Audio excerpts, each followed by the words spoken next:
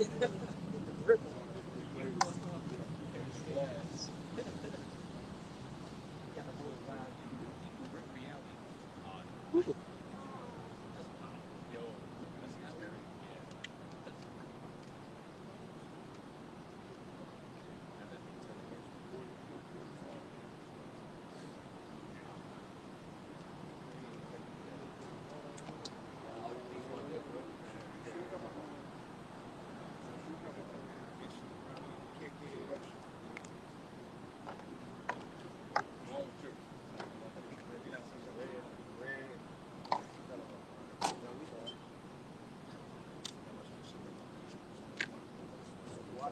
Yeah.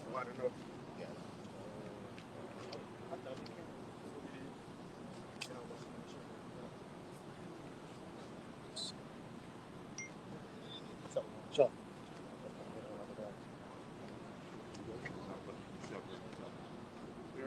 I'm gonna put you on Shamal one real quick. Shit, they got a couple of them. I think they got like probably 5 or 6. They just sent that, man. I read, alright, come on.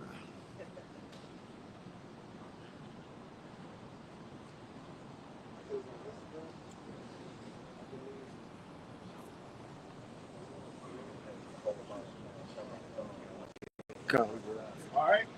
Shalom. Shalom. First and foremost, we want to give all praises, honor, and glory unto Yahweh, Ba'ashem, Yahushua, Ba'ashem, Hakodash. And double honors unto the apostles and elders of Great Millstone. Shalom. As well as the men that taught them, and peace and blessings to all you walking out there, pushing His word with all truth and sincerity. As well as all you believers out there who believe in the gospel. And this is a couple of brothers from the Great Millstone Houston Church. And as always, the Wadi Bashim Yahushua for another opportunity to come down and chant down Babylon, man. You know, to come out and make a change in the earth. And you know, the saying, it's a saying, be the change that you want to see, or something like that. You know, be the change in the world that you want to see. In other words, if you want to change, then do it. Well, coming out and pushing this word, this is the greatest thing a man can do in order to change the course of the world. Can you get that second every 6 on? Can you get the G's? Change the course of the world. You know? And as you see from the apostles, the elders, you know, the Akim across the 4 corners, even starting from the great men before them, what we have been saying actually been changing the world. Although people, you know, look at us as if we're insignificant. You know, if you pass right now, it's like, what them niggas doing? You know, what them Mexicans doing? You know, they got dresses on. They don't know what they expect. But, you know, they say, the scripture says, they see what they see not. Right? They see niggas, they see bombs. But they don't understand it's an altar right here, man. It's an altar of the Lord. They don't understand it's the prophet. You know, Lord willing, but it's the place of the prophets. See, we know what's going on, and all we have to do is speak this word. It's changing up the world. Not everybody want to talk about the Bible. Not everybody want to talk about prophecies and pull precepts. Like Mike Adams and Steve Quayle, they trying to go into Revelation, the beast, and they gonna say, yeah, because the great city that's gonna be destroyed in an hour is New York. Like, no, it's all of America, man. You know, Hey, but oh, go ahead. Now you got it. No, I meant to bring it up last night, but did you hear about Bill Gates saying that the Israelites are black? He came out and said that Bill Gates saying that the Hebrew Israelites are black. So yeah, the world getting into it now because of the prophets out here, you know. But yeah, That's shaking up the earth, man. Literally, you know. This is Second Ezra chapter 6. Breaking down strongholds. What you got to go like? Second Ezra chapter 6 in the GNT, verse 11. Can you read that heading too? In the headline for this, it says, the signs of the end. The signs of the end. And what's the context of this? Ezra's kept asking, Lord, when we go get out of captivity as Israelites? He said, well, Esau will be the end of the world. Now he about to give them signs of the end of Esau's world. You got it, bro. Second Ezra 6 and 11 in the GNT. Lord and Master, I said, please hear my request. On that earlier night, you showed me some of the signs of the end. Now, please show me the rest. That's Ezra speaking. You got it. It says, stand up, he said, and you will hear a very loud voice. If the place where you are standing is violently shaken, while the voice is speaking, don't be afraid. Right. So look, he said, look, when the voice starts speaking and giving you the signs of the end, and the ground starts shaking, don't be scared. You got it.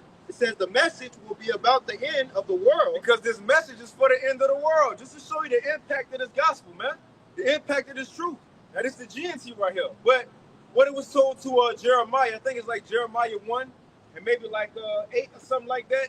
If a brother knows, but the Lord said, once I put my word in your mouth, you're going to have the power to break down kingdoms. You know? Break down kingdoms, so on and so forth. Now, look, it's nowhere read that Jeremiah went to the wall of the Babylonians, you know, started shooting slingshots and trying to break it down. All he did was prophesy. That's it. The power of the word. Can you read that again? Not everybody get it. It says the message will be about the end of the world, and the foundations of the world will understand. Can you read that again? Can you read it again? Yeah, come. 2 Ezra 6 in verse 13, stand up, he said, and you will hear a very loud voice. If the place where you are standing is violently shaken, while the voice is speaking, don't be afraid. The message will be about the end of the world, and the foundations of the world will understand. The foundations of the world will understand. See, the world will change with this message. Just like the Lord said, his word go down like water. Whereas the word go out, the zeitgeist, the spirit of the world, the spirit of the age start changing, man. It goes along with the word. It even started shaking up. Just to show, yeah, this word shakes up things, man. Even when it said in Ezekiel 37, we came together, it gave the analogy of a shaking. Things happen, things change. You know, if I got that in Jeremiah, you got it. Come on, this is Jeremiah 1 and 9. Can you start a verse? Okay, come on. Jeremiah 1 and 8. But be not afraid of their faces, for I am with thee to deliver thee, said Yahweh by Shemaiah. Then Yahweh put forth his hand and touched my mouth. And Yahweh said unto me, behold, I have put my words in thy mouth. See, I have this day set thee over the nations and over the kingdoms, to root out and to pull down and to destroy and to throw down, to build and to plant. Right, all from the word being put in Jeremiah's mouth. This is the ability that he had to break down kingdoms, to destroy strongholds, beliefs. And ultimately, how you breaking down the kingdom? Once you speak prophecy into existence, things got to come to pass. You know, like once upon a time, Yahweh told, you know, them, look, 70 AD go come, the Romans go come. You know, you got prophecy of Rome eventually falling and coming. Time goes on, kingdoms fall, man. Just like as we out here, we bringing the end of Esau's world into existence. And you know what? That's the first sign. We're going to keep reading this a little bit, but that's the first sign the Lord gave Ezra on to show you was going to be at the end of Esau's world. Truth was going to be laid out across the world. That's where we at right now. You know about to add something? Okay, come. You got it. Get it right now? 2 Ezra 6 and the end of 15 again in the GNT, it says the message will be about the end of the world, and the foundations of the world will understand that the voice is speaking about them. Right. They will tremble and quake because they will know that they will undergo a change when the end comes. See? So as the end of the world comes, if this word continue to go out, the world is about to make a change. The world about to make a change, man. And it's going to be a drastic change, too. It's going to go from people being comfortable every day to everybody just in seconds, minutes, living in an atmosphere like you've never been in. You never even seen this on a movie. Again, when the Lord, even Yahweh had the quote and say it's going to be a time like never before. If Yahweh had to pull a precept, that means you know it got some kind of impact to it. Right? It says, not since, in Mark 13, it says, not since the world began or until the end will no time ever be like this. And you know what? It's beautiful that the Lord got us here in America because we go witness. And that's another reason why we go laugh and smile. You know, these people walk around here all day playing, comfortable, right? Worry about party and, you know, the BS, distractions, Diddy. Oh, about the famine. You got a famine coming. That's been engineered. Think about how much Americans eat. Eating is like a staple here. You wake up, you what? Breakfast, you eat. And it's not just that you eat a healthy breakfast, because breakfast really you breaking your fast, right? You breaking your fast, you really should start with like a smoothie, fruit, but you got Americans say they'll start with like a donut. That's really a dessert. Donuts, bacon, so on and so forth. But then you have brunch, skip lunch, brunch. You got to eat before lunch, then lunch, then dinner, so on and so forth. Snacks. Then the snacks, powdered donuts, you know, shit like that. But not even that. Considering big events, what's the main highlight of the event? Eating. A graduation. After, where we eating at? Even a funeral. Eating after. Everything you do is all what's going to happen to these people when the Lord strip all those things away? Complete chaos. Let's get back to that. I can think of the Lord about to take everything from these people. One, he going to take away answers. They ain't going to know what's going on. Two, he going to take away food and drink. So they're going to physically be starved out and put all that with a lack of sleep. If you got a lack of sleep along with all that, come on, man. You got it, Doc. 2nd Ezra chapter 6, verse 17, GNT. When he said this, I stood up and listened. I heard a voice that sounded like a roaring river. It said, the time is near when I will come to judge the people living on the earth. I will punish those who have hurt others with their injustice. Right, and this going into Esau. The Lord calling on Esau. Go up in the chapter. Who kingdom is falling right here? The Edomites kingdom. Esau, the one who have hurt unjustly. You got it, bro. It says Jerusalem's humiliation will come to an end. And that also proves we talking about the end of Esau rulership. What it said in Lamentations 4 and verse 20 and 21? That the so-called white man will be the last heathen ruler over the Israelites. That's Bible prophecy. And you know what? Can you get that out real quick? And see, precepts like that is what killed Christians' whole argument. For example, like a vocab Malone. They'll say, oh, the Edomites were destroyed. And you ask them when and how, they'll say, oh, well, sometimes, in the 4th century by the Nabateans. They'll just say so. They don't give no specifics, but according to Bible prophecy, this is going to be a big event. And not just that, the Lord was going to be the one to destroy them, not the Nabateans. There's nowhere written in prophecy that the Nabateans was going to do it. And moreover, if the Israelites still in captivity, how can Esau be destroyed when prophecies say he's going to be the last heathen ruler over the Israelites? You got it, all right? This is Lamentations 4 and 20. The breath of our nostrils. Lamentations 4 and 21. Rejoice and be glad, O daughter of Edom, that dwelleth in the land of Uz. The daughter of Edom is talking about the so-called white man, woman, and child. And it's calling out a specific group of Edomites, because you have Edomites all over the world. Russians, they Edomites. Europeans, they Edomites. Right? So-called Canadians, they Edomites, right? For the most part. But the Lord calling out the Edomites in the land of Uz. Now, when you go into Uz, that was a chief city in the ancient land of Edom, just like Basra was. Now, according to Genesis 27, the so-called white man was given rulership over the whole world. So it ain't just one landmass he have now, right? So if he given rulership over the whole world, what would be that chief or capital city in it? America. America. This is what made the so-called white man money. This is what gave him the power over the earth. This would allow him to put fear into the other nations, dropping bombs on them. This is what technology increased that. So the Lord talking to the American Edomites right here. You got it, Doc. The cup also shall pass through unto thee. Because you know what? When the American Edomite get judged, the American so-called white people get judged, this empire get judged, the whole beast gonna fall. The NATO gonna fall with it, and the EU, European Union. So everybody gonna fall when the Edomites of the land of Uz, all that great seed of America fall, man. This is Lamentations 4 and 21. Rejoice, be glad, O daughter of Edom, that dwelleth in the land of Uz. The cup also shall pass through unto thee. Thou shalt be drunken, and shalt make thyself naked. Right, the Lord said the cup also will pass through unto you, meaning what? Judgment. That's that Deuteronomy 30 and 7. That all these curses go upon our enemies. But the main one is slavery, man. The wrath of the Lord, that's going to come upon you. Now, the Lord calling out Edom, but watch what he's about to say. And this is going to prove that Esau will be the last heathen ruler over the Israelites. Because once the Israelites get out of the Edomites' captivity, the Israelites are who? Modern day so-called blacks, Hispanics, and Native Americans. Now, we got to say this ain't no black or Mexican movement.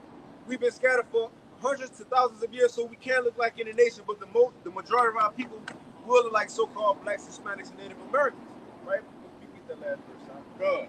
Lamentations 4 and 22. The punishment of thine iniquity is accomplished, O daughter of Zion. He said, the punishment of thine iniquity is accomplished, O daughter of Zion, which that's the Israelites. He will no more carry thee away into captivity. He ain't gonna no more carry y'all away into captivity. Think about it. We've been in man since so we really now we gotta understand how Ezra felt. We feel like that too. When he said, "Oh Adam, what has now done?" Right? Since Adam, we really kind of been falling. You know, we had great forefathers to kind of pick up the nation here and there, like our father Abraham. You know, but we've been in captivity since. Oh, also King Solomon. The Babylonian Empire, the Assyrian Empire for the northern kingdom, but the Babylonian Empire, the Medo-Persians, the Greeks, the Romans, then over here, 1492 and 1619, still in captivity. All these years still in captivity, but the Lord said it's finally over with. But when is going to be over with? When the so-called white man ruling. Again, see, both captive Christians can't get around prophecy. He have to still be here according to the Bible. It's written that Yahweh was going to come back to an Edomite rule kingdom. Isaiah 63, Isaiah 34. What you got it, bro? It's Lamentations 4:22. The punishment of thine iniquity is accomplished. O daughter of Zion, he will no more carry thee away into captivity. He will visit thine iniquity. O daughter of Edom, he will discover thy sins. So once the Lord take us out of our last captivity, and we go no longer go in another captivity, now it's time for Esau and these other nations to get their judgment. Because the other nations, you're not getting away. It's just that we got to pinpoint the so-called white man. Because, for example, Psalm 83, he's the head heathen. And when you read the book of Obadiah, in Esau's judgment, verse 15 say all heathens go get judged with Esau. It's just we're in his last captivity. If the Moabites was ruling over us right now in Bible prophecy, and we'll be going to Moab right now. We will be going to Esau. We'll be talking to Moab. But in Moab's judgment, we'll be talking to everybody. So we have to pinpoint Esau to talk to him because he got the rulership over everybody, mainly us. But in his judgment, everybody gonna get touched. You got it, huh? This is Isaiah 51 and verse 22. Thus saith thy Lord Yahweh, and thy power that pleaded the cause of his people. Behold, I have taken out of thine hand the cup of trembling, even the dregs of the cup of my fury. Thou shalt no more drink it again. And just speaking on that cup, we so-called Negroes, Latinos, Native Americans, we have the worst of the curses, man. No other nation has been through the things that we've been through. Verse 23, but I will put it into the hand of them that afflict thee. Beginning with Esau, Edom, the so-called white man. They're going to be under the curses, as the brother mentioned on Deuteronomy 30 and 7. It says, which have said to thy soul, bow down, that we may go over, and thou hast laid thy body as the ground, and as the street to them that went over. So, at the end of the day, these curses are going to be upon Esau, Edom. They're going to have to go through the dregs, how we went through, man. They're going to have it bad, They're going to have no mercy upon them. You got it? And the Lord wrote a beautiful story, because who would have ever considered this, That niggas, Mexicans, Hispanics, we're going to get our payback on all these nations. The whole time I was reading Bible prophecy. The whole time. But you got what you got, huh? This is Baruch, chapter 4 and verse 31 in the GMT. It reads, misery will come to those who mistreated you and then rejoiced when you fell. Misery will come to those cities that made your children slaves. Misery will be the fate of Babylon, that city which swallowed up your children. And just a point to make, how it says Babylon spiritually, if we keep reading, that's directed to America. Verse 33, it says, just as that city rejoiced when you fell and took delight in your ruin, so now she will mourn when she herself is distressed. Verse 34, it says, I will turn her proud boastings into mourning and take away her large population in which she took pride. Verse 35, here's the point. It says, I, the eternal power, will send fire down on her, and it will burn for many days. Her ruins will be haunted by demons for a long time to come. So going into how the brother started off in Lamentations, that's soon going to be, all those pleasures are going to be taken away. Now these people are going to be found in a difficult situation. Basically, what they've reaped, that's what they got to sow now. So, like you mentioned first, going into us being in their hands, mistreated, slavery, that took place. So they have to pay for that. But the Lord also made a point, which is different from what happened in ancient Babylon. He said, I'm going to send fire upon this place, which is going to burn for many days. Like it talks about in Revelation, the 18th chapter. It's only going to be dwelling with demons, and unclean spirits, but that's the point. A recompense is coming to these heathen nations. There's no escape on that, man. Yeah. You get those prophecies, man. That's what proves it. That's the anchor of what we're saying. That's why the Lord got brothers, the apostles, elders, and brothers so confident. It's the prophets. It's not us. It's what the Lord said, because you can't get around that. You see? I think it was matter of fact, Yeah, let's get that. You can get that. This is Obadiah 1 and 15. Now remember, this Esau judgment. But in his judgment, everybody gonna get called out. For the day of Yahweh is near upon all the heathens. This is Obadiah 1 and 15. For the day of Yahweh is near upon all the heathens. As thou hast done, it shall be done unto thee. Thy reward shall return upon thy own head. For as ye have drunken upon my holy mountain, so shall the heathens drink continually. All the heathens, man. So in Esau, just like you read in Daniel, like Daniel 7, when the beast can destroy everybody, now that don't mean all nations will get hit by fire. That's just talking about as far as this whole system, this whole makeup of a governing system. And NATO ain't gonna be no more NATO Article 5. Now everybody's, Article 5, they say you come against one NATO member, then that's like you coming against all. After Yahweh Shai come back, you ain't gonna have no still NATO groups with their military say, we gotta go get him, man. He broke Article 5. No, it's gonna be done with. Ain't gonna be no more European Union, Putin, which they not of the beast, but ain't gonna be no more Putin, Kim Jong-un. All that's gonna be over with, man. Just like it said in Daniel the 2nd chapter, when that stone come, it's gonna break the whole statue. Ain't no more heathen rulership. But what was gonna begin all this, the trickling effect of all this happening? Going back to 2nd Ezra the 6th chapter, this word coming out, that was the first sign of the end. That's the first sign of that. Let's finish that. 2nd Ezra 6 and verse 19 in GMT, I will punish those who have hurt others with their injustice. Now remember, this is going into Esau world being over with. It says Jerusalem's humiliation will come to an end. Will come to an end. And the brother just got when that was going to happen, during Esau's rulership. It says, in this age, which is about to pass away, will have the final seal put on it. Then will I give the following signs. So what was going to be the signs of Esau world? The Lord about to get the first sign. What's the first sign of Esau world being over with? It says the books will be open across the sky for all to see. The books will be open. Can a brother get that in the GNT? I mean the KJV, because we're in the GNT. Because in the KJV it says that the books shall be open before the firmament. You right? Man, that's the internet. The whole world, the truth have filled the whole world, man, and it brought forth Esau, his empire, his age to an end. It all goes back to Bible prophecy. 2nd Ezra 6 in verse 20, and when the world that shall begin to vanish away shall be finished. See, so when Esau world become many tech or you forcing, when the writing begin to be put on the wall and it's clear it's over with, what's going to be the sign of the Lord give to show us that, man? It says, then will I show these tokens. And token is a sign. It says, the book shall be opened before the firmament, and they shall see all together. Come on, man. The book is going to be open before the firmament. The truth go. 2nd Ezra 6 and I think 28. We in that. Right? Yeah. Let's read that. Just to show we in that time.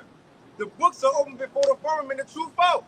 Like Apostle Paul said, because he was in chains. I think he said this when he was in Thessalonica. I wrote the letter to the Thessalonians. But he was in chains. He was in jail. He said, yeah, because I preach the gospel of the Lord, I have been bound. He says, but the word of the Most High is not bound. For example, today they could delete our videos. They could suppress brothers' views. You see, but you still can't stop the word from going out. It's already out. They say the cat out the bag. Right, prophecy out the bag, the truth out the bag. You can't stop it no more. The apostles always gave the analogy of a buoy. You got a buoy in the water, right? ball or something, as much as you push it down, eventually it's gonna do what? I don't care how much, eventually it's gonna pop up. And you know what's crazy?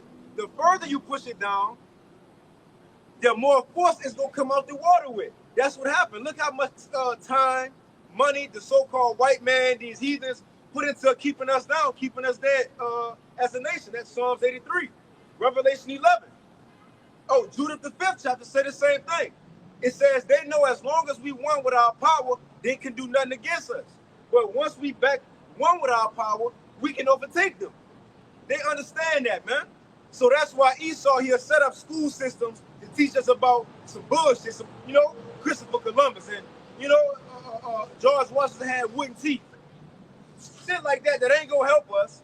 Tell us we blacks, Native Americans, and then when we grow up, the only things we know, get a record deal and talk about killing your own people, talking about committing adultery, or going to the NFL, NBA. If not, you just sell drugs, do something, find something to do, or just be a bum. What you say? Get a little job. Right, yeah, and the little job.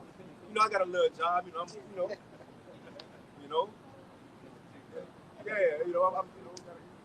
But the point for these things is that's what the nations did to keep us down, put us in ghettos. Esau came over here, he put the heathens over us.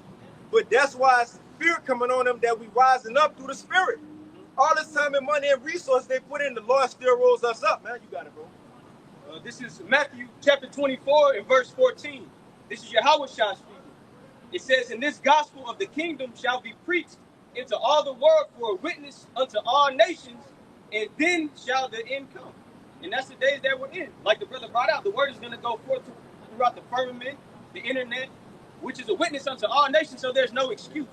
There's no such thing as an excuse as somebody saying, "Oh, I didn't know." Some way, shape, or form, you're going to come across it. The Lord said it, so therefore it's going to happen. And that's just an indication of how close we are to the end. The word has spread throughout the four corners of the earth.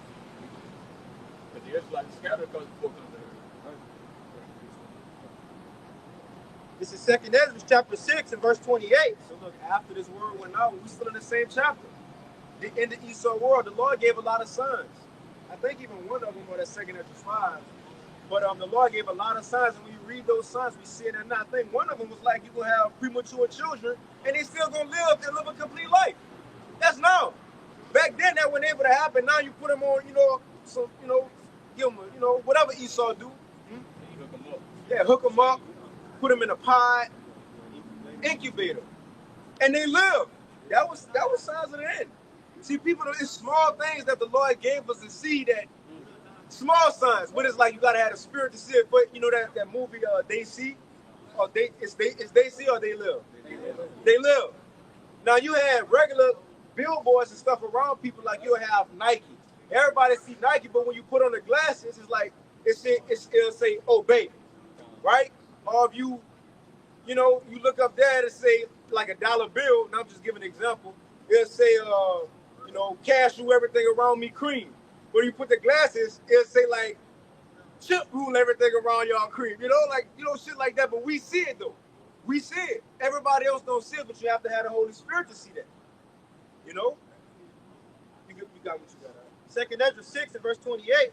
As for faith, it shall flourish, corruption shall be overcome, and the truth, which hath been so long without fruit, shall be declared. That's what that buoy was kept down for so long without fruit. Like it said in the book of Hosea, we was without a king. We didn't know what our power was, our savior.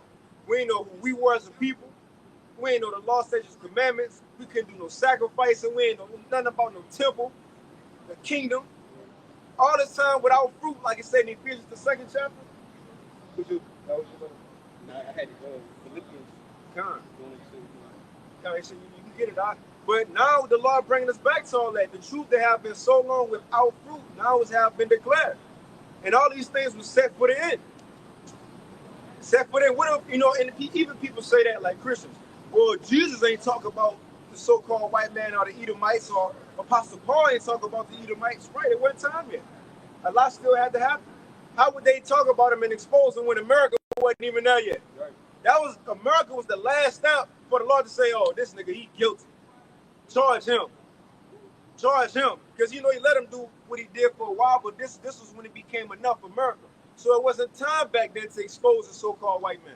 He still had to come in the Renaissance, fulfill Revelation 20, going out to deceive the world. And really, it's another thing. If you have the eye salve, Yahweh Shai did talk about Esau. Apostle Paul did talk about Esau. Now, it was indirectly, but they did talk about it. But that's for us in these times to expose it, man. Got it.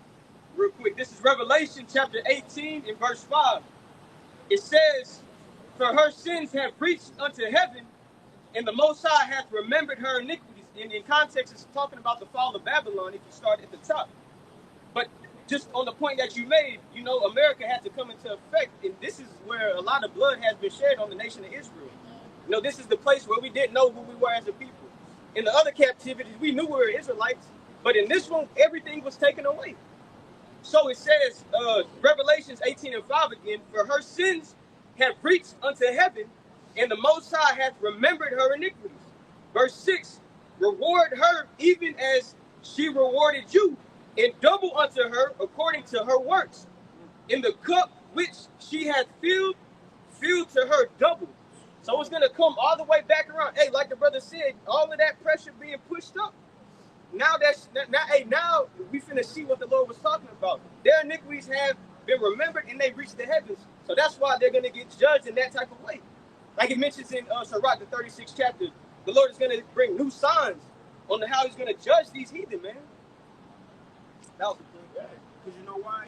And that's cool because I thought of that Daniel 9, as you said, that as he go judge these heathens, he go judge them in a new manner that the world haven't seen before. But that's what he did to us. The world haven't seen what we went through as Israelites. Daniel 9, he says no other nation or the world haven't seen what he did to Jerusalem and Israel. So he judged us with some new, going on slave ships. That was some new stuff. Buck breaking, like all of that shit, man. Like they fought the afflictions. They did more, you know, they went above and beyond, man. You gotta pay for that shit. Come on, man. So when our power, he begin to judge these heathens, it's gonna be new things he gonna do to even top what they done to us. You had something? Now, the brother put the precept about how the iniquities of Esau have basically went to the heavens. So the Most High has Esau in his mind to destroy him for the things that he has done. And we said the Most High required that which is past, but the Heavenly Father set up prophets to expose this man for what he did. And the judgment that's coming, this is Job 20 and 27, "The heavens shall reveal his iniquity, and the earth shall rise up against him." So the heaven revealing his iniquity, that's the prophets, you know, speaking by way of the internet, prophesying against this. All right, and even you have those of his own, who said they shall make their tongue to fall upon themselves. All right, all these things are on the internet. That's why they say they wish that it was never created. All right, because ultimately it's going to be the downfall of this world. All right, this truth and his word spreading is the downfall of Esau. That's why he's in fear, man. Think about Esau. All the way since the beginning. If anybody came up against him, he'll win that. Well, I would say when King David was whooping his ass back then. But if anybody mess with Esau, he wants you to get physical. Because remember, that's his blessing. Right? That was his blessing. He wants you to get physical with him. But now he kind of caught off guard. You know, he didn't see this on film. Their wings just raising up. And this is the thing. These nations know we physically better than them, smarter than them, stronger than them, right? And they still want us to get physical because they know they have the blessing of the sword. The thing is, now that these strong people, these intelligent people rose up, they ain't getting physical. Why they ain't fighting? I know they they got that thug culture and shit, but why they just out there preaching the Bible bit? See that you don't know how to combat this. You can't mess with the spiritual temper. And you know what? That's even spiritual in itself, Fox, because who's the one that always took part in destroying our temple? That's the question for y'all, brothers. I don't know. The first temple, who took part in destroying it? You said who that out? Esau? You sounded like it. You ain't sure. You sure? Esau. That's right. It was Esau and the Babylonians, right? Just say, you know it. Speaking with confidence, brother. Come on, you got it. First Esdras 4:44, it said, "To send away all the vessels that were taken away out of Jerusalem, which Cyrus set apart when he vowed to destroy Babylon, and to send them again thither. Thou also hast vowed to build up the temple which the Edomites burned when Judea was made desolate by the Chaldees. When Judea was made desolate by the Babylonians, the Chaldees, guess who was that? Esau.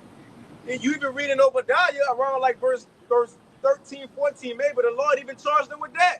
He said when the Babylonians came in, my people was trying to run, the basketball shuffle. Esau, he was doing all that catching Jake Eddie over here. Yeah. He cut off the baseline. But yeah, they was doing that. And not just that, as the brother read, they helped burn the temple. The second temple. When was that?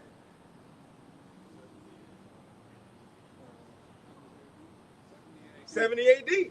Who did that? Esau. The Romans. The so-called white man. Not even at the third temple. The third temple. The third temple. See, can you get it real quick out Ephesians 2 and 19? The third temple make up, first and foremost, Yahushua, but the apostles and the prophets. That's the third temple. The spiritual temple. Now, although you can't destroy it, although it can't be destroyed, Esau will still try to come up against the spiritual temple. That's why he really gonna have to make a move on the world, because he knows we scattered to the four corners. And he can't just say that's the elect. Just like when Yahushua was born, Herod said go kill them all. I don't know which one him, just go kill them all. When Moses was born, they said go kill them all. They didn't know which one was Moses. Now they don't know who the elect are. And we look like our nation, so wrath got to come on the world. But can you read that real quick, guys, just to show what's the third temple? This is Ephesians 2 and 19.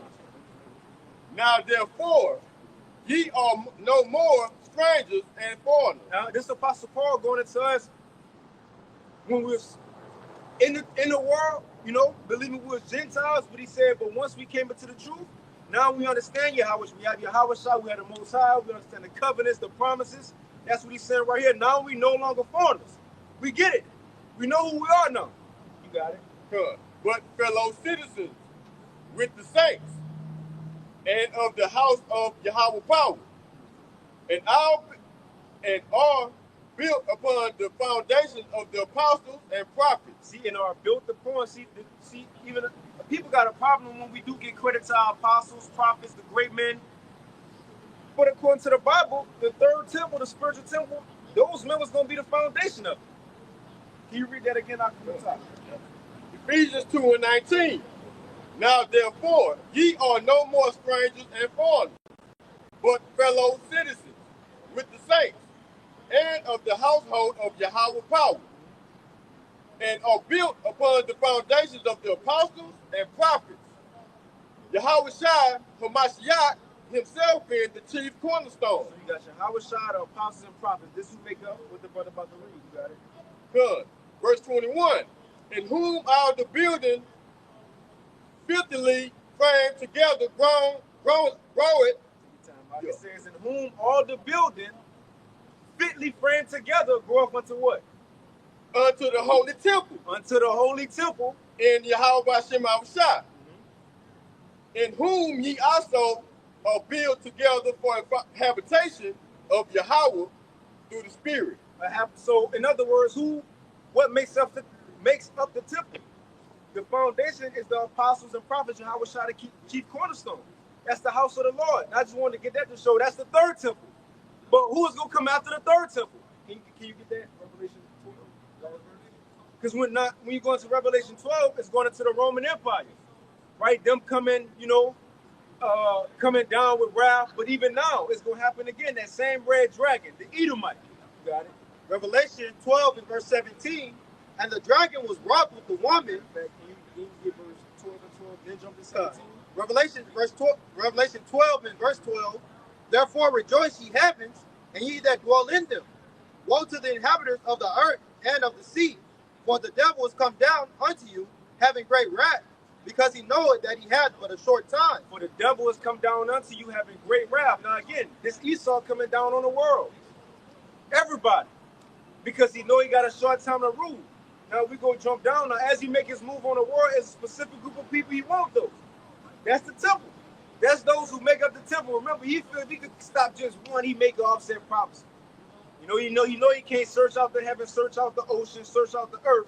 So he gonna try to see if he can just kill one. And you can't say it's far-fetched. It happened with Yahushua. Right. Herod was an Edomite. He didn't know which one. Just go kill them all around that age, man. Again, Moses, the same thing. Planned Parenthood, and even in it, it's like in these times. A lot of stuff that's being done is done to all America or the world, or mainly blacks, Hispanics, and Native Americans. Although it sounds like it's far-fetched, like, man, ain't nobody worried about y'all niggas. But a lot of things are being done all to stop the prophets, man. It sounds crazy, but that's true. Esau know what's going on. There's two groups of people in the world that know what's going on. The elites and the elect. The elites of the heathens and the elect. They understand what's going on. They put different things in our nation, really is for the prophet. Real quick example, and we're going to read that. Daniel, remember in Babylon, it was a law made for the whole province. For who? Remember they said nobody could pray. Not one person for, I think, 30 days. Nobody could pray. All that whole law was passed off of who? Daniel. So he couldn't pray to his God and we can get him killed because they was jealous of him. So they had a whole bunch of people in the nation follow a law all because of one prophet. You don't think that's happening now? Come on, man. Yeah. Even when they had the C-19 Jews, it was like they were trying to push it on they said the Negroes, Latinos, Native Americans. Now why did they say that? This is Isaiah 13 and verse 2. It says, lift ye up a banner upon the high mountain, exalt the voice unto them, shake the hand that they may go into the gates of the noble. And this high mountain is America. You know, we lifting up the banner, which is the scriptures. But the point I want to make that these words have went into the gates of the nobles, man, as the brother was speaking. This truth is what got the elite scared, man. That's what they pushing on censorship on different platforms, you know. It's because of this word. You got it. And see, and that's the thing, we already know what they talking about in their meetings, and we're gonna go back to that Revelation 2. But that's what putting fear into them. The Lord, bro, have brothers out here speaking things that's not on mainstream media, that is not on an article. We may be saying things that is only said at their round table in their meeting. And they may be watching a video because they got to be watching it according to the precept, right? And Revelation, the second chapter, said it was watching us. I mean, not Revelation, it's like Wisdom of Solomon, the second chapter. That goes into one of those meetings. They say, man, he called himself the son of God. He said we fake, you know, he called us the fake small hats, for an example. He calling us out. Well, let's see if his words be true. Let's go test it. See, they really want those who got this. You might have to get that, bro. This word is hurting Esau's feelings, man. Let's get that. So when he make his move on the world, he want a specific group and he want to come at the temple again. Because he always did it. The first one, the second one, and this one. Revelation chapter 12, verse 17. And the dragon was wroth with the woman and went to make war with the remnant of her seed. The woman is Israel, the remnant is the elect. It says, was keep the commandments of the Most High and have the testimony of Yahushua and Mashiach. See, and who got the truth? That's the ones he really want, who follow the ways of the Lord and who got the testimony of Yahushua, man. Because you know what? Esau a fugitive. He guilty right now, right? And usually with somebody, they go into court and you about to be convicted. Like the evidence stacked against you, we got a witness. Between that time of you being convicted and your trial, sometimes they got to put that witness in like witness protection or something like that. Or have protection around the wire. Because the nigga who guilty, he gonna try to kill him or rob him to, you feel me? Rob him or kill him to, man, don't testify against me, man. Don't get up on that stage and testify. That's what Esau doing now. He was able to bribe some niggas so they can stop pushing the truth, right? Pay him off. But ultimately, he want to kill those who truly testifying against him, who bringing it out. On everything this man done, going back into history, all the way from the serpent, that same spirit that's in the so-called white man today, that goes back into the serpent. That goes back to Cain, who killed this brother. And we get that example because when Esau came on the scene, what he did, he killed this brother. And then he was mad because Jacob had the birthright. He said, I'm going to kill Jacob. That same spirit in the descendants today, man. Remember, Ezekiel 35 said perpetual hatred. That's why we see an ongoing, just opposition and hatred between so-called blacks, Hispanics, and Native Americans against so-called white people. It's biblical prophecy, man. It's all in the Bible. That's why it is the way it is. Out of all nations, these are the main two characters in the world, in the movie. The Israelites and the Edomites, man. That's why it is like that. And so now that we finally bringing out the truth against him, it's the end of the movie. That's what the action is. That's like even in the womb with Jacob and Esau. It was always a conflict. They weren't fighting off of the skin color. It was a spiritual thing going on, just like it is today. It's all spiritual. You ask a white person, why you hate niggas, man? They really don't know. It's in their spirit. It's in them. Now, if we was to ask the elites, they could give a more detailed answer. They could say, because y'all niggas got the birthright. Because that's why. Because it says when Esau knew that Jacob was about to get the birthright, he said, my father about to die, I'm gonna kill this nigga. I'm gonna kill him. Because if Esau would have killed him, he would have got his birthright back. And that's what he's trying to do with this NWO. This digital world, he's trying to create his own birthright. That's what he's really trying to do. Have dominion over the world, over the people, call the shots. As what we gonna get just by the promises, he gotta force that. He have to force that. But let's get that 2 Thessalonians out. The 2 Thessalonians chapter 2 and verse 3. Let no man deceive you. 2 Thessalonians 2 and 1. Now we beseech you, brethren, by the coming of our Lord Yahushua Mashiach, and by our gathering together unto him, that ye be not soon shaken in mind, or be troubled, neither by spirit, nor by word, nor by letters as from us, as that the day of Yahushua is at hand. Subject matter is the day of Yahushua, you got it. Verse 3, let no man deceive you by any means, for that day shall not come, except there come a falling away first, and that man of sin be revealed, the son of perdition. Apostle Paul said the day of Yahushua cannot come except two things have to happen. He said that he had to have a falling away first, which we as Israelites, we did fall away from who we are as a people, even cast out of our land. Like it said within Jeremiah 17, you ain't got to get it, discontinue from our heritage, right? Especially after 70 AD, that's when it really began over here. But what's the other thing that had to happen? It says the man of sin had to be revealed, the son of perdition, man. And again, this is also why Yahushua his ministry wasn't focused on the so-called white man and calling Edom out. Apostle Paul, he wasn't focused on calling Edom out. It wasn't a time for that. Now was a time for it. You got it out. Verse 4 says, who opposeth and exalted himself above all that is called God, or that is worship, so that he as God sitteth in the temple of God, showing himself that he is God. Right, in complete opposition against the Most High. And what other nation is that? At least these other nations had a respect for our power, even after he judged them or something. For example, Nebuchadnezzar, he was like, hey, y'all power, we all powerful, all praises to Yahweh, man. After the Lord judged them. You had Cyrus, these other kings who had respect and allowed our people to do things in the name of our power. But Esau showed no reverence to the Heavenly Father. Everything is in complete opposition. Changed the Heavenly Father in Yahweh's image, blaspheming the angels, completely changed the doctrine of gospel, changed his people, so on and so forth. And now you over the Lord people. And not just that, it says he's sitting in the temple of the Lord. Even spiritually looking at it, now the temple of the Lord was over there in Jerusalem, the land of Israel. Who over there right now? Esau sitting over there. The so-called white man. He over there. This is the son of perdition who had to be exposed before Yahushua could come back. And you know why? It was going to be the nation who was going to be ruling before the Lord come back. Got it? Verse 5, 2 Thessalonians 2 and 5, it says, remember ye not that when I was yet with you, I told you these things.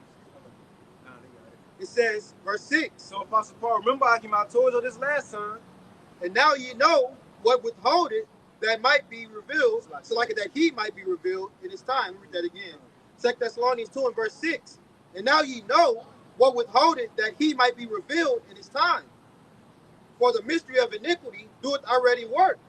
Only he who now letteth will let until he be taken out of the way. See, so if you understand Apostle Paul, because it's kind of written in Book of Eli and Braille, if you got out of spirit. He is talking about the Edomites right here. He's talking about the so-called white man right here as we read, the son of perdition. But he said, look, as I told y'all, it ain't time for him to get exposed yet. The time will come when the Heavenly Father will expose him. Apostle Paul got that. He even knew we had to fall away again. Just because, the church was waking up, a lot of, churches under him and disciples, believers, he knew that wasn't the end. He knew that wasn't it. So this is the time the so-called white man had to be exposed, man. You got it, I spoke about him in Romans 9. Vessels of wrath fitted for destruction. 2 Thessalonians 2:8. And then shall that wicked be revealed. And key words, and then. So when the Heavenly Father done with this man, as we got, when the word begin to go out, and then shall that wicked be revealed. Got it. It says, and then shall that wicked be revealed, whom the Lord shall consume with the spirit of his mouth, and shall destroy with the brightness of his coming. Verse 9, even him whose coming is after the working of Satan, with all power and signs and lying wonders. Right, so it's not a bad thing when when you hear brothers say the so-called, we won't too much say it as much now, but a couple of years ago, like those old Israelite videos, the so-called white man that the Bible speak of. You know, they say that like, well, the Bible say that. Right, the physical counterpart of the devil is a so-called white man, so you the devil that the Bible speak of. Apostle Paul said it right here. You came in the energy. I think that's that word in the Gym. That's what it is. Kind of, everybody want to check. I think it is. Right? But Power? It might be Dunamos. kind of, let's see. Those are what the power. Power. What was you reading again? Power. Yeah, you was right.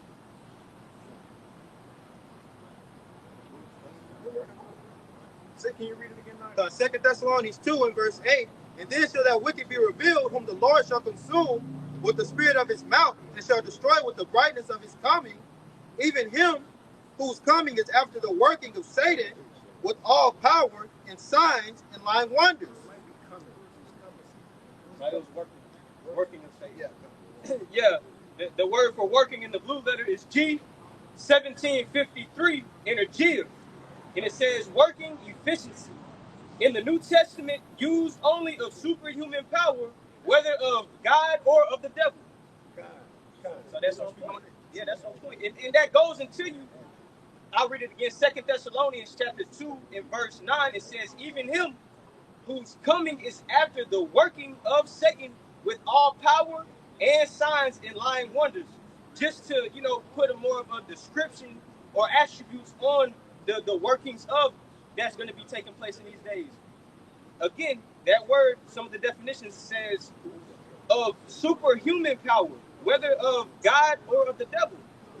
So it's going to be on a different type of level, Going into the events that are taking place, the MOTB, that's going to be a miracle within itself, but it's a fucking lying wonder, man.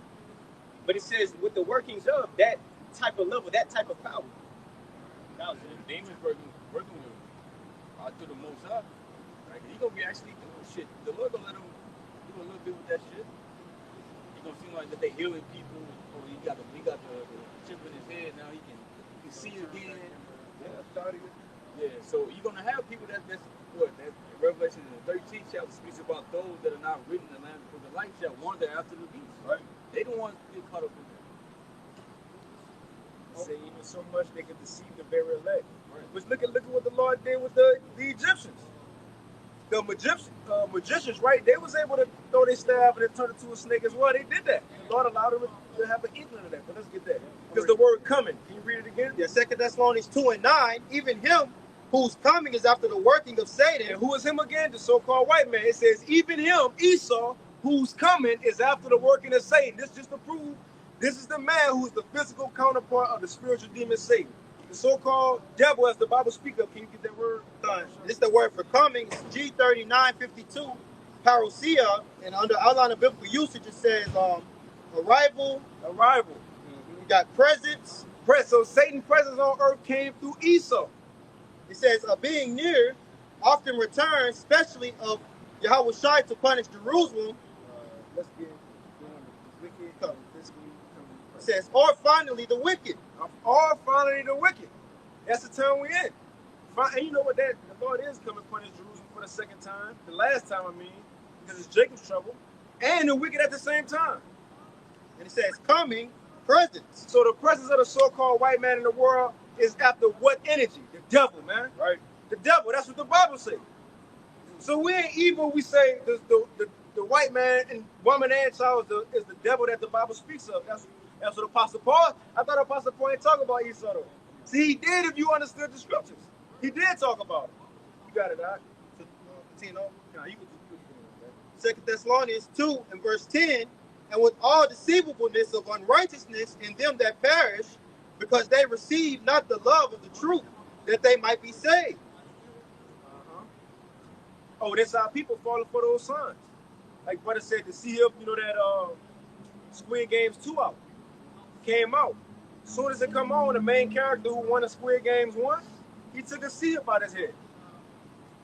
A lot of people gonna fall for that. The Lord gonna bless this man to have certain power for the purpose of deceiving people, man. Deceiving people. It says in Job that because our people have forsaken, believe lying wonders, they have forsaken their own mercy. This is really your mercy right here, Israelites. Not saying us, but this word is, man. You got it. Verse 11, 2 Thessalonians 2 and 11, and for this cause the Most High shall send them strong delusion, that they should believe a lie. Right. That they all might be damned who believe not the truth, but had pleasure in unrighteousness. So they got down, man. So you got 2/3 of our people are put in Apocrypha are born in vain, man. You know, it says, let the multitude perish that was born in vain. That's 2/3 of you so-called Negroes, Latinos, and Native Americans. And if I may add too, it worked. Like everything that the Lord said that these devils were going to do, it worked. Look at the majority of the nation of Israel. Like in the minds of our people, it's like they can't continue without Esau being involved in their life. When it comes to health issues, like when it comes to a child being born, you feel Esau has to be present. Esau has to be in my life.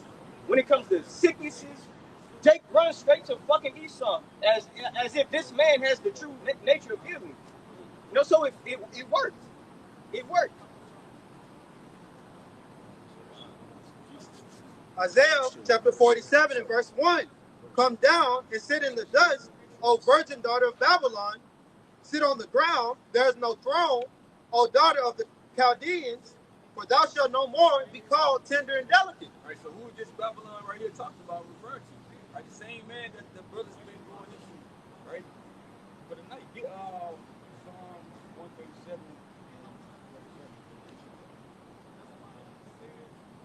Psalm 137. Right, because Babylon is being ruled by Esau. Right, this is a different Babylon, right, from the ancient times. That's why it says that the virgin daughter of Babylon. Okay, and the scriptures tell you who the ruler of it. God. 137.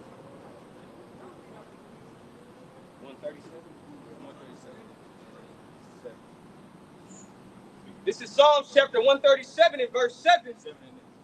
God, it says, remember, O Lord, the children of Edom, in the day of Jerusalem, who said, raise it, even to the foundation thereof. We was going into earlier about how the Edomites burned the temple down. Right? They were the main ones that were involved in it. All right? But it says, remember them. Right? Verse 8, O daughter of Babylon, who art to be destroyed, happy shall he be that rewarded thee as thou hast served us. Right, so it says, oh, daughter of Babylon. Why is it mentioning Babylon after talking about Esau? Because, hey, this is where he's ruling.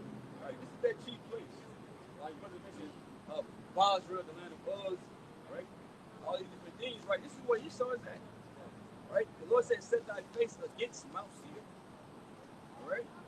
And Mount Seir ain't popping. Okay.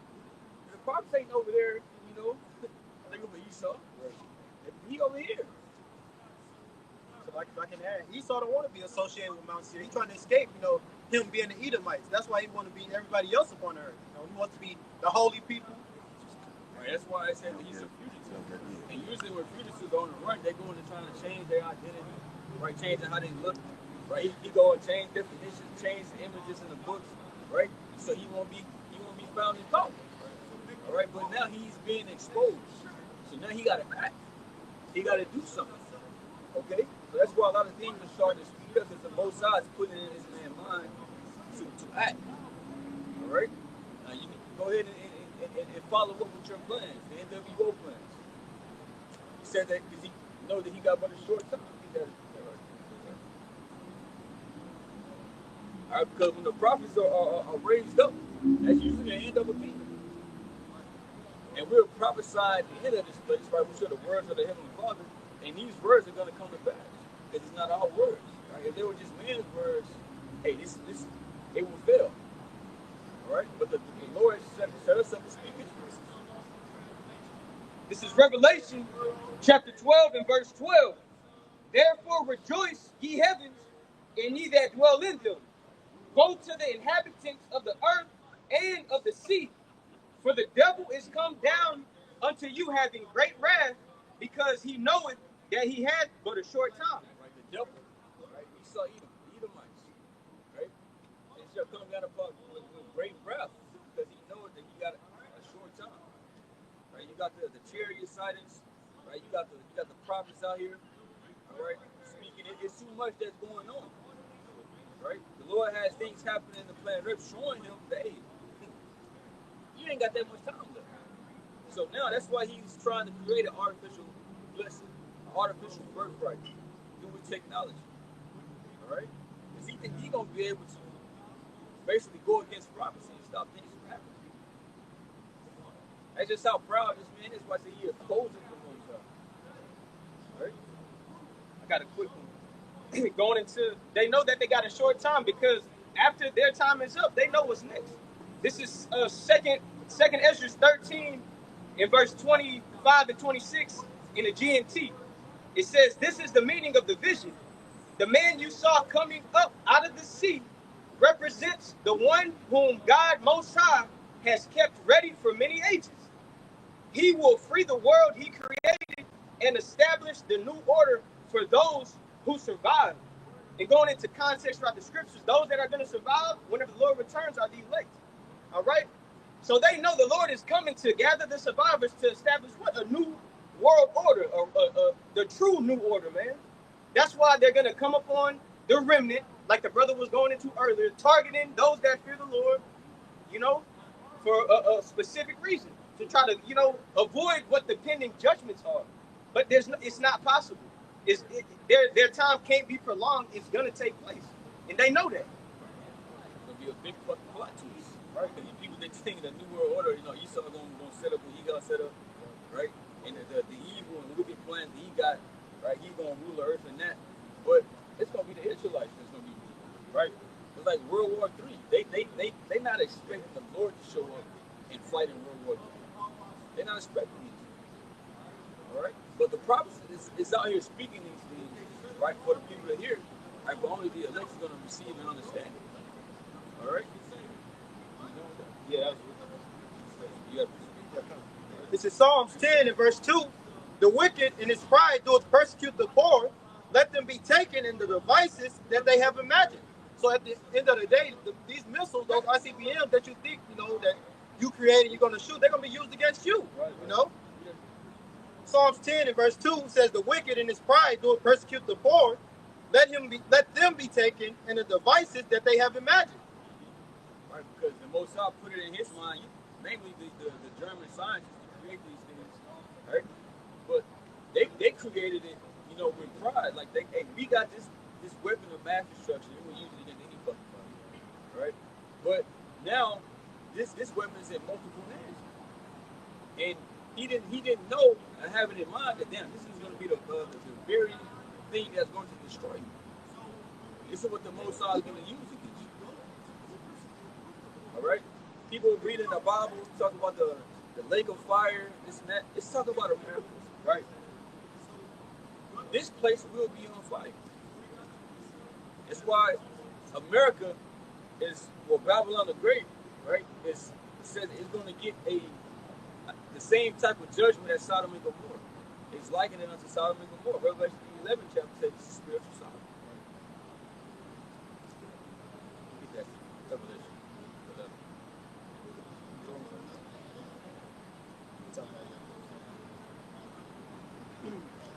11 and 8. This is Revelation chapter 11 and verse 8.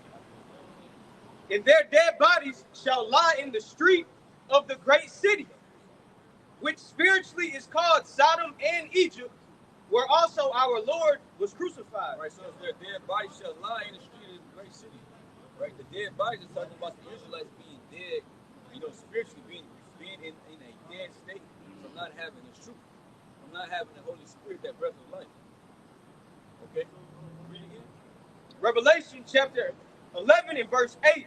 And their dead bodies shall lie in the street of the great city, which spiritually is called Sodom and Egypt, where also our Lord was crucified. Right, spiritually called Sodom and Egypt.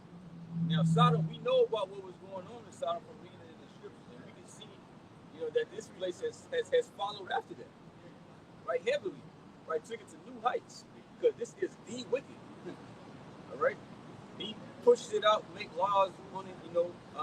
Motherfuckers got jobs, right?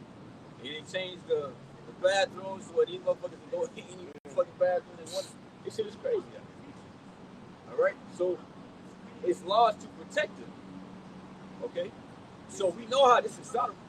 Then it says spiritually Egypt as well, because back in Egypt you had, the northern kingdom and southern kingdom, basically all tribes. You say that, let's keep it simple. All tribes were in captivity right back then in Egypt, and this is Egypt again today because all tribes is back here as well, right? So with that Jeremiah, 50? I think that's 50 about them pressed together. Yeah, pressed together, right? So the tribes linked back up over here in this land, right? This is spiritual Egypt, all right? And it says where our Lord was crucified, meaning X'd out, all right, from the things that they push, right? Christianity, all right? They set him up as being a so-called white man with some stringy hair, right? And the doctrine that comes with that ain't know what the Lord talking about, all right? Everything is against the Lord, right? Right in this whole system, all right? That's why it speaks about, Babylon the Great, roughly paraphrasing, speaking blasphemy. Just like he was speaking blasphemy against the Heavenly Father. And he's doing it each and every day. All right? Yeah. Isaiah 13 and 19. And Babylon, the glory of kingdoms, the beauty of the Chaldees' excellency, shall be as when the Most High overthrew Sodom and Gomorrah. Right. So Babylon's going to get a destruction likened unto Sodom and Gomorrah. Now, when you go into the ancient Babylon, right, and how they fell, it wasn't like this. Right? You can just look it up in history. How did ancient Babylon, how did it fall? Right? It's going to go into the Medes and the Persians. How they were taking over. It wasn't like it in Sodom and Gomorrah, because how did Sodom and Gomorrah get destroyed? It said, hey, the Most High rained fire from heaven. So the Most High literally got involved. It was some spiritual intervention that took place. All right, so in like manner, fire is going to rain from heaven again, but by the way of those Justin? Back up the brother. The ancient Babylon ain't fall by fire. This is how it happened. This Daniel chapter 5 and verse 24. Then was the part of the hand sent from him, and this was the writing. And this was the writing that was written, many, many tekel, you farson. This is the interpretation. Many the Most High have numbered thy kingdom and finished it. Tekel thou weighed in the balances and are found wanting. It says, Perez, thy kingdom, talking about Babylon. It says, Perez, thy kingdom is divided and given to the Medes and the Persians. Then commanded Belshazzar, and they clothed Daniel with scarlet and put a chain and gold on his neck, and a proclamation concerning him that he should be the third ruler. That's the point. And in that night was Belshazzar, the king of the Chaldeans, slain, and Darius the Median took the kingdom, being about 62 years old. So, but just to show it happened by fire, you still got people in Babylon today. So you see, we just went into it. This is historical account that you can look up yourself. All right, on how that Babylon went down. So, what Babylon is this talking about? Read it again now. Isaiah 13 and verse 19. And Babylon, the glory of kingdoms, the beauty of the Chaldees' excellency, shall be as when the Most High overthrew Sodom and Gomorrah. Right, so this place is going to get the same type of destruction as Sodom and Gomorrah. Right, fire is going to be rained down from heaven, right, in the form of missiles now. Okay, the Most High is the one that helped them form this. All right, and nobody ever experienced this. Right, the nuclear missile dropping on you. Right? You had other type of bombs that this man created, but the nuke haven't been used yet, because when you use that, it's like shit. It's the fucking end. All right, because that's gonna destroy whole land masses. So it's like you use that, bro. You just be ready, because they gonna shoot it back too. You have Russia and these different countries, even America's allies is gonna turn and shoot missiles. All right. Go ahead. Verse 20, Isaiah 13 and 20, it shall never be inhabited, neither shall it be dwelt in from generation to generation, neither shall the Arabian pitch tent there, neither shall the shepherds make their fold there. Right, so this land is not going to be inhabited again. It's showing you again that it's not talking about Babylon, ancient Babylon. All right, nobody's going to dwell over here again. Okay, it's going to be a monument, right, for what will happen to you, right? More like an example. Esau can get an example showed out of him, right, for being the wicked. It's going to be an example of what not to do and how not to reign. Okay, but I think he's going to the scripture. And to show you that this fire that the Lord about to bring it is not. See, people think about the average fire. It's a different fire, man. The fire that hit Sodom and Gomorrah, again, it wasn't in the form of a missile, but just those elements that's in missiles today. That's what the Lord rained down. Just today, when they advanced society, and I put some metal around it. Fire and brimstone. And now, have brothers ever seen the documentary of Ron? His name is Ron, R-O-N, Wyatt, Y-W-A-T-T. He kind of do like biblical with his excavation. Yup, he went to Sodom and Gomorrah and he tested the sulfur.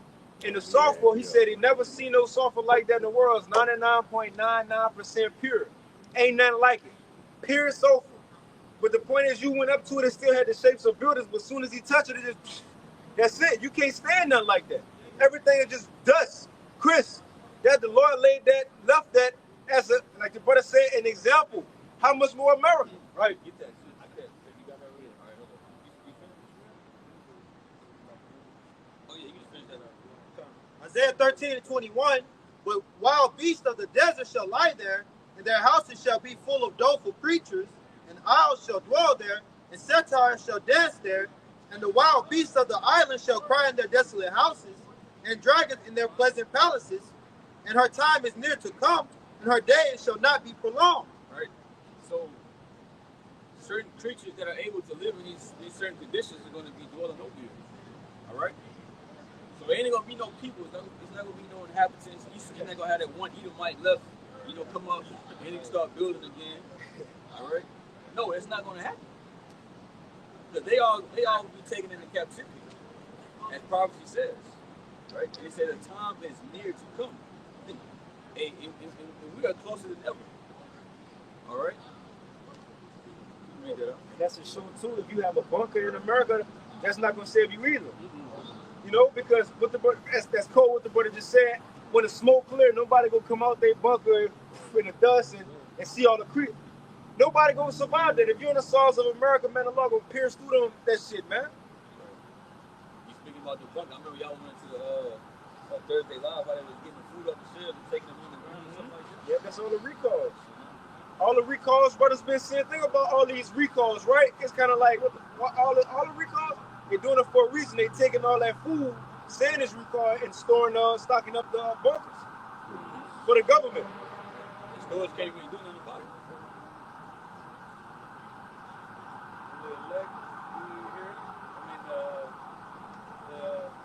We call them the people over there in the UK that rule the earth, they'll still be here, right?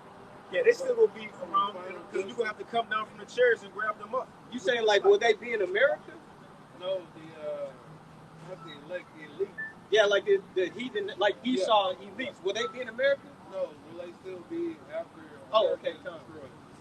They will have to, according to prophecy, because we're gonna have to come down from the chairs.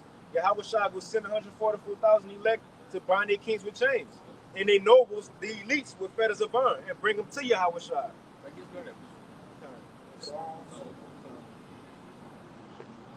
Because we gotta have slaves in our kingdom, right? If we destroy them all, who's gonna work for us? Right? And Esau is the main one. This is Psalms 149 and verse 8. Well, I'll start at verse 7. It says, to execute vengeance upon the heathen and punishments upon the people, to bind their kings with chains and their nobles with fetters of iron.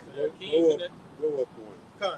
Psalms 149 and verse 6. Let the high praises of the Most High be in their mouth and a two-edged sword in their hand, to execute vengeance upon the heathen and punishments upon the people. Right, so this is what's going to happen unto the heathen.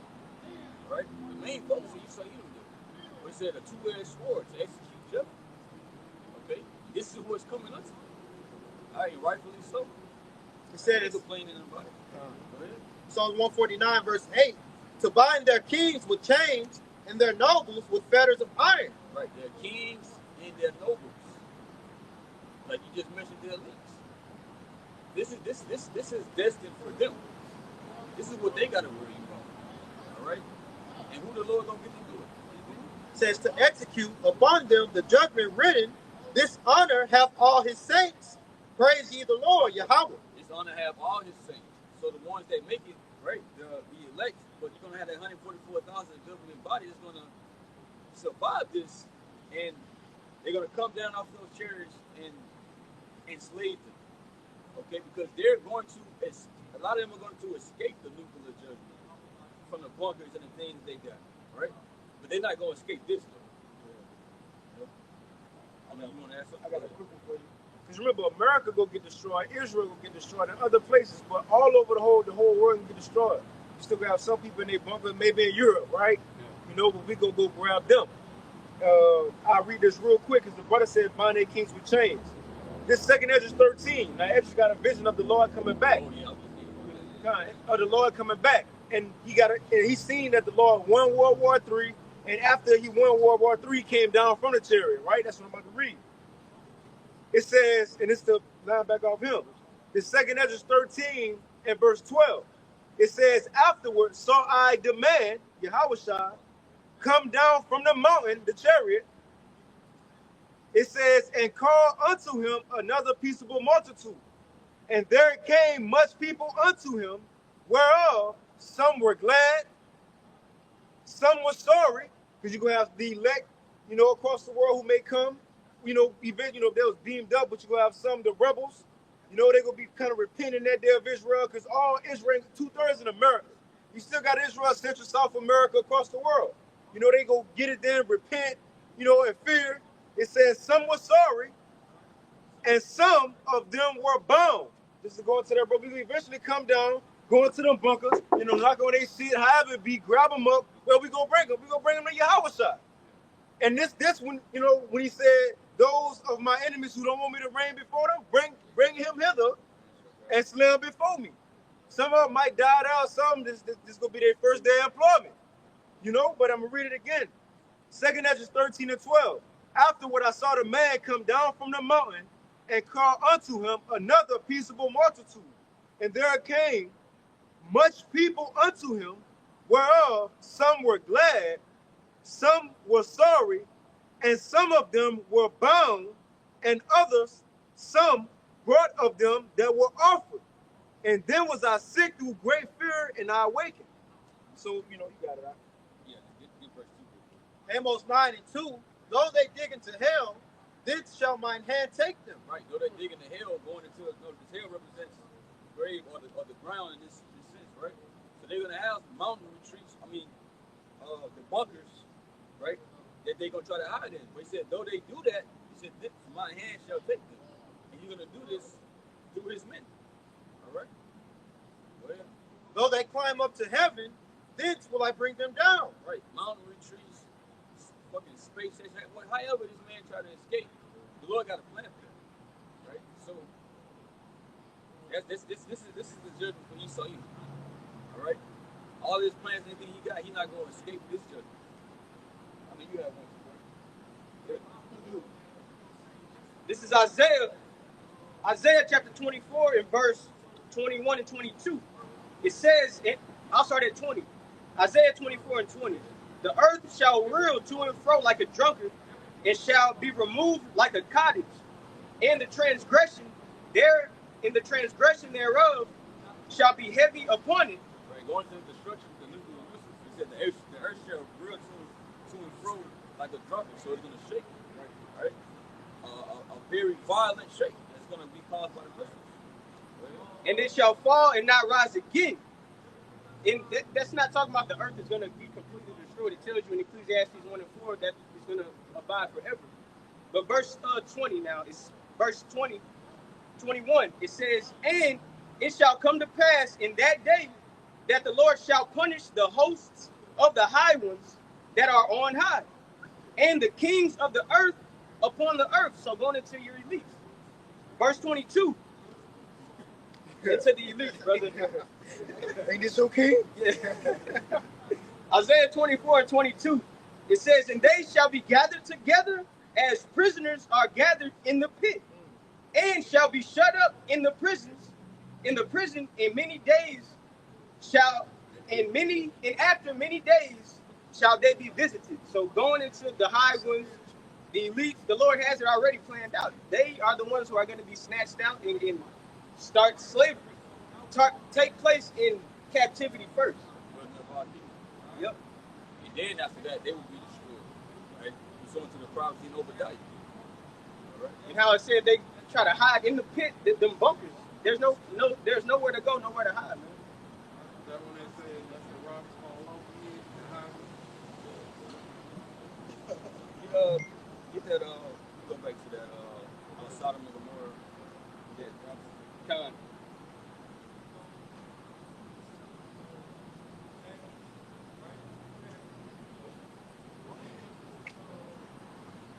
This is 2 Peter. 2 Peter chapter 2 and verse 6. It says, in turning the cities of Sodom and Gomorrah into ashes, condemned them with an overthrow, making them an example unto those that after should live ungodly. So they were, Sodom and Gomorrah, the destruction that happened, they were looked at as to be an example. So we're like, hey, look, if you follow after this is the judgment that's going to happen unto you. Right? But America, right, Babylon the Great, right, Esau, he didn't take heed unto that. Because he don't fear the Most. What's that song, what, 50? Y'all cast that word, 16. Psalms 50 and verse 16, but unto the wicked the Most High said, what hast thou to do to declare my statutes, or that thou shouldest take my covenant in thy mouth? Seeing thou hatest instruction and castest my words behind thee. Right. Esau don't give a damn about what the scriptures got to say. All right. You got the so called, you got the small hats over there, right? They not following these scriptures. What says those that what's it? I think it's Isaiah 26:10. You got that? Okay. Go ahead. Isaiah 26 and verse 10. Let favor be shown to the wicked, yet he will not learn righteousness. Like the whole world is given. It's an Esau Edom hand on the both sides, right? And they in control of the Holy Land. Even if they don't got the whole land according to prophecy, all right? But they the one that's over there, right? And they got the scriptures, man. They have the laws, statutes, commandments, but they not following, man. They can't learn righteousness.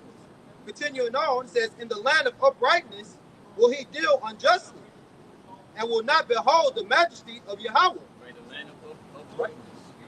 Right? They in the land of Israel. But it's a lot of fucking wickedness going on. Pink suit, right? Even when them motherfuckers be coming over here, I forgot where it was when they said that they found them children that they had. New York. Yeah. So New York. It was some recently too, though. Right? You know, Guatemala, they raided a small hat synagogue or something that they had where they was the sex scandal involving minors. Yeah, that's it. So they raided. That was in Guatemala. Yeah. So yeah, but these supposed to be the people, though. All right. That's why, hey, this man gotta go. All right, Esau was created to be the wicked, and he said that his soul and his was not upright. And this is the man that's in power right now. But you know what's funny about that? Because a lot of them people coming across the border coming from Guatemala. You know, they coming from El Salvador, Guatemala, you know, all them South Central American countries. But I heard Esau was going to set up shop in South, mainly South America. And that's just hearsay, but when that story popped up, I thought about it. I said, them motherfuckers, yeah, they sending the Northern Kingdom up here. They know this is, like you said, the elite know the judgment coming up here. They gonna be down in South and Central America. But wherever they at, we gonna go find them, you know. That's where Hitler went. Hitler went down to Argentina and shit. Yeah, Esau will be tracked down, and it's gonna be easy. We ain't gonna need no sea up to do it either. What we have? I had an example. This is 2nd Ezra chapter 2 and verse 8. It says, woe be unto thee ashore. Now it says ashore. But we know nations could take characteristics of other kingdoms, right? And be likened unto it, like America is spiritually what? Sodom and Egypt. It's also spiritually in Syria. So on and so forth, because the same things go on. But what the brother been going into, what's one of the main offenses other than the Israelites being oppressed? Sodom, the same action Sodom and Gomorrah. It says, you got it right. 2nd Ezra 2 and verse 8. Woe be unto thee ashore, thou that hidest the unrighteous in thee. O thou wicked people, remember what I did unto Sodom and Gomorrah, whose land lieth in clouds of pits and heaps of ashes.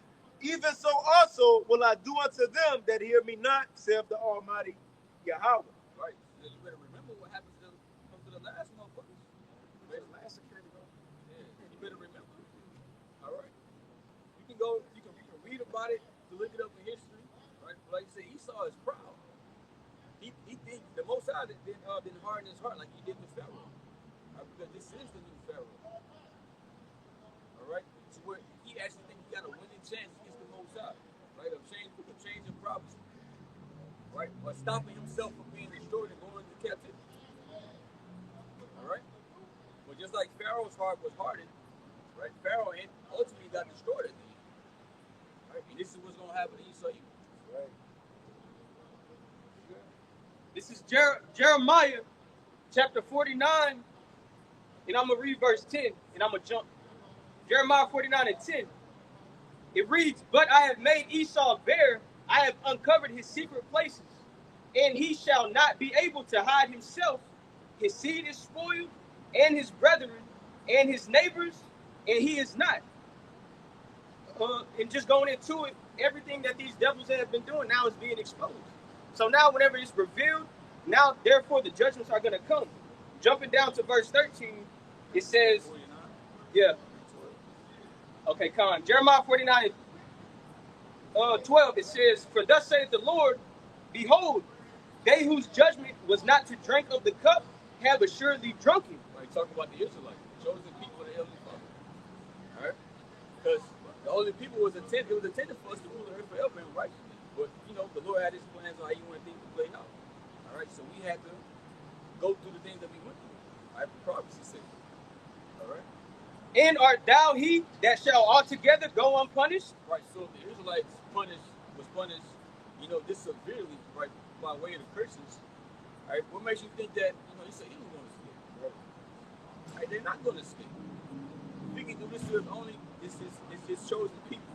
What do you think going to happen to you?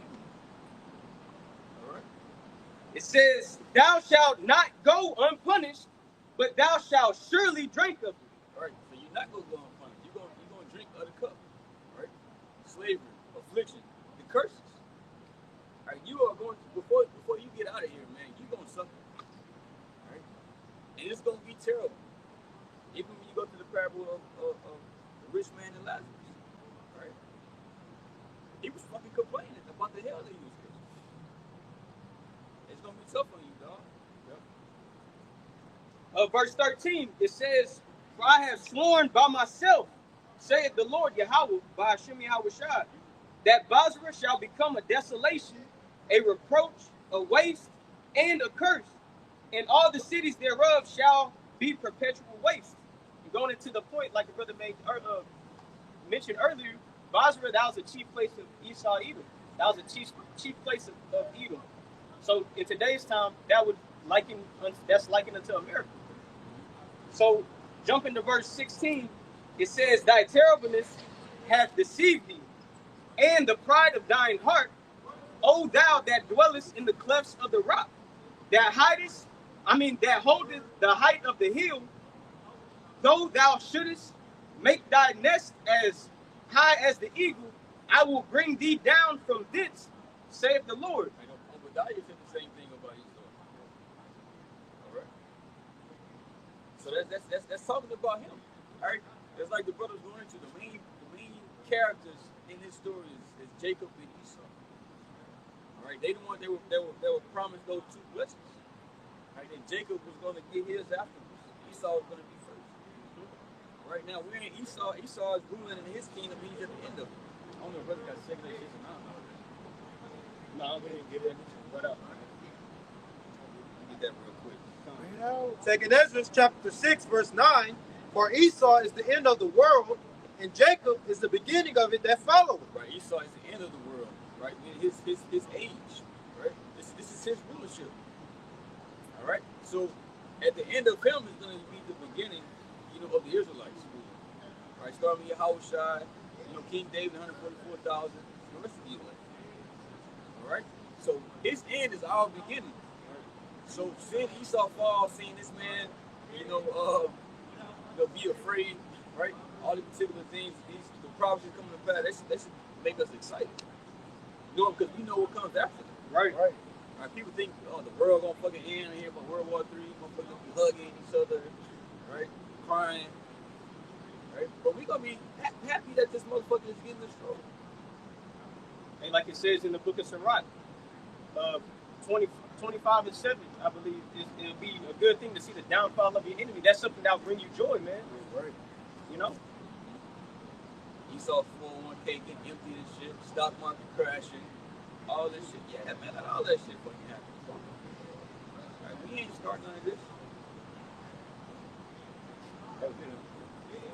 Yeah, I had a little more in Jeremiah 49. Jeremiah 49 and 17 and 18. It says, "Also Edom shall be a desolation. Everyone that goeth by it shall be astonished, and shall hiss at all the plagues thereof, as in the overthrow of Sodom and Gomorrah, and the neighbor cities thereof, saith the Lord. No man shall abide there, neither shall a son of man dwell in it." Just hitting the point. That has to take place for this man to fucking fall. All right, this whole kingdom that we can see that we built up, for this man's pleasure, this shit is gonna be thrown down and never built up again. So that has to take place, like the brother brought out, 2nd Ezra 6 and 9. Whenever the Lord comes through with the examples like he gave with Sodom and Gomorrah, whenever that takes place, it's over with for Esau, man. And that's the beginning of us. That's the beginning of our life, Isaiah 47, verse 2. Take the millstone. Isaiah 47 and 1. Come down and sit in the dust, O virgin daughter of Babylon. So we know who this Babylon right here is talking about. Right? It says, come down, sit in the dust. Which does represent confusion, but he's going to be brought to a low fucking level. Right? He's going to be put in his rightful place. Right? And he's dust. He's going to be lower than everybody in the kingdom. Right? Keep going. Sit on the ground, there is no throne, O daughter. Right? Sit on the ground, there is no throne. You're going to be taken out of your seat of power. Because Yahushua is a rightful ruler. I always said that he's gonna come and he's gonna have many crowns upon his head. Right? So anybody who thinks they're in authority, that's gonna be taken away from him. But all this has been given unto the Son of the Heavenly Father. All right. Go ahead. It says, O daughter of the Chaldeans, for thou shalt be no more called tender and delicate. Right, tender and delicate. So-called great place, because also it's a virgin, because no other nation that came over here, and brought war to this place like America did. So he ain't really just been touched yet. All right? But the Lord is going to pop all these things off. To where you're going to have this animosity build up so much to where, like we spoke on earlier, that these different nations are going to shoot missiles from this place. The beast shall hate the Lord. These things are going to happen. Right? Even if they don't want to, because they know when you shoot the missiles off, like I said, it's going to be a catastrophic event. But the Lord is going to make them do this. He's going to put it in their mind to do this. Okay? Isaiah 47:2. Take the millstones and grind meal, uncover thy locks, make bare the leg, uncover the thigh, pass over the rivers. Right, so this man, like we went to in second Thessalonians, the second chapter, right? He's being exposed, right, on a high level. All right? All of his plans and the things that he looked forward to doing, right, is out there. Because at first they can hide behind the secrecy, right? Nobody really knew nothing, right? But the Most High put the Spirit in his prophets, right, to prophesy these things because they've written about it. Right. All right? We know what he tried to accomplish and what he wanted to accomplish. All right? Revelation, the 13th chapter, speaks about, you know, this Egypt that he wants to implement, that he wants everybody to get, because he wants the whole world, right, in his control to be servants under him. Right? Because once you get that, bro, ain't no telling what he'll be able to do with that, right? To your spirit, right? Because that shit, the way he studied all that shit, we can connect to your fucking nerves and fucking neurons and your head, bro. That shit gonna be scary. All right. But we know that's the end game, because that's what he wants to accomplish, right? But pursuing what Job, what is it, 21? 20 or 21? Yeah, the fullness of his sufficiency shall be in straits. Shit, they trying to come into the footers of their sufficiency right now. They're looking at 2025. That's gonna be the start of what they think they new world order. See if and everybody going digital. That's the plan for the WF, which, you know, they one of the ones who kind of order the way of, you know, the way the world goes. In other words, but they ready for that. They said 2025 will be the year we going digital, and we ain't waiting on nobody. That's why Elon Musk is popping up, you know, with Trump. And it's looking like that he fucking running everything and taking care of all the affairs. Like, he got his own position that was just created out of thin air. Like, he got a high position. That's what I meant last night. People should be worried because with all of these billionaires coming in, you got these new positions being appointed, which adds to the bureaucracy that's already in place. So you're going to see draconian legislation. So when you create these agencies or these other offices, then they need something to do. So, you know, it's just like, I guess kind of you get a new manager come in at your job and he go extra hard because he want to show that he can get the job. He got to show off for the boss. So that's how when you create these new agencies, which really ain't necessary, but they got to prove that they have some type of work, so they go extra hard.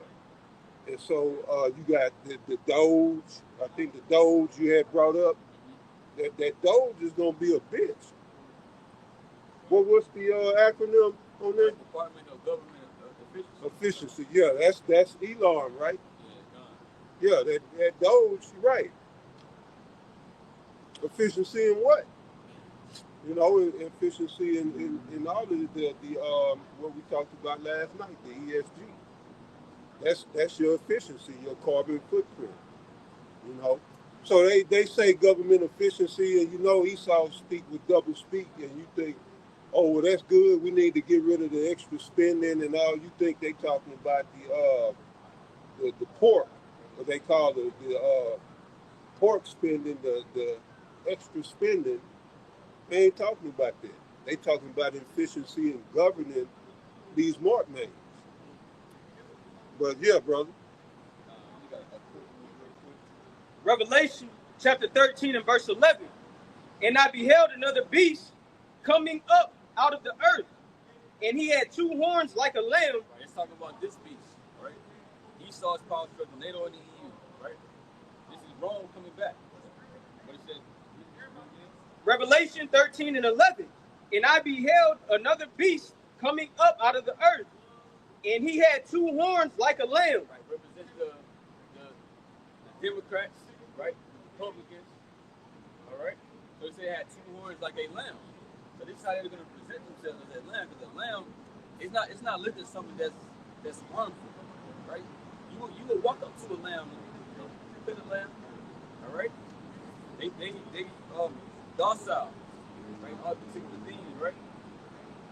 So this is how they make themselves to appear, right? Through speech, making it seem like they for the people, all right? But it's all deception.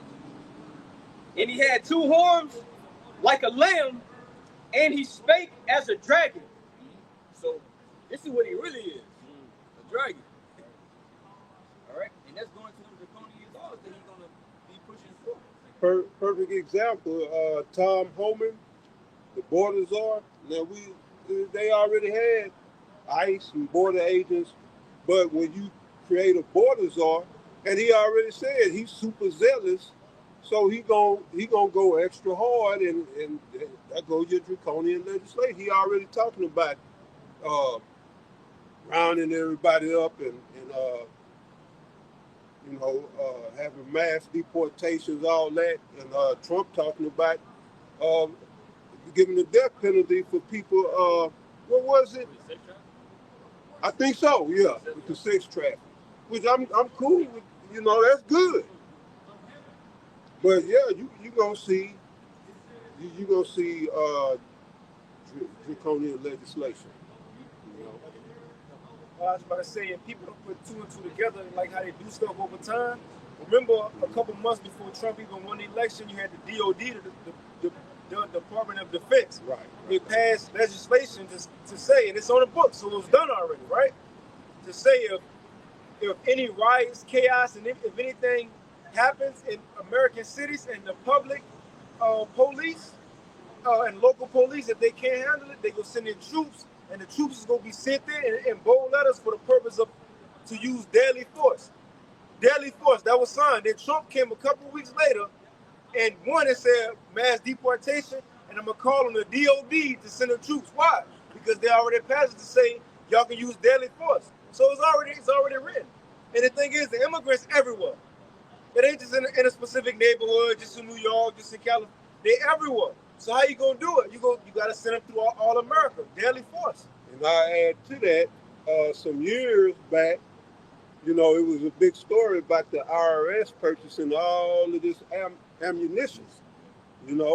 So that's what they're gonna be using. They already got the ammo purchased. The law is in place.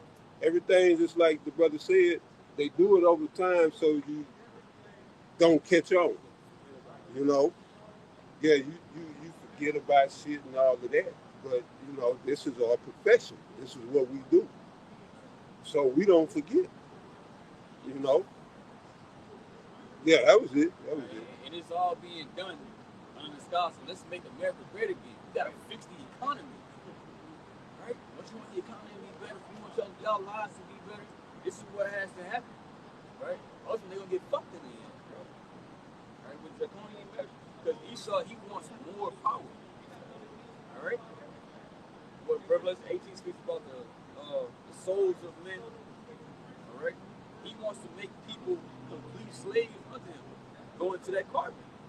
Right? He wants to control life. All right? But you can go back to what you had on there. Y'all wrap it up with that. Okay, come. Yeah, leaning on that. Sirach, or the book of Ecclesiasticus in Apocrypha, chapter 12, verse 10. Never trust thine enemy, for like as iron rusted, so is his wickedness. As the brother was going into, the Democrats and Republicans, they come as a lamb, docile, but at the end, they're going to speak as a dragon, man, with those draconian measures. So you can't trust your enemy, man. You can't trust what any what Esau pushes through his government that he's saying, Because as it says, so like it's iron rusted, iron always gonna rust over time. You leave it out, it's gonna rust. So it's his wickedness. His wickedness gonna show over time. You know. So with that, hey, we have y'all edified. We give all praise, honor, and glory to Yahweh, Ba'ashem, Yahweh Shai, Ba'ashem, Rakakadash. Right, double honor to the apostle, Elder Great Millstone, Priest, Casey, Akion, to the Aqua children out there, and the believers, right, that's doing all that they can, right, to be saved in these latter days. Shalom. Shalom.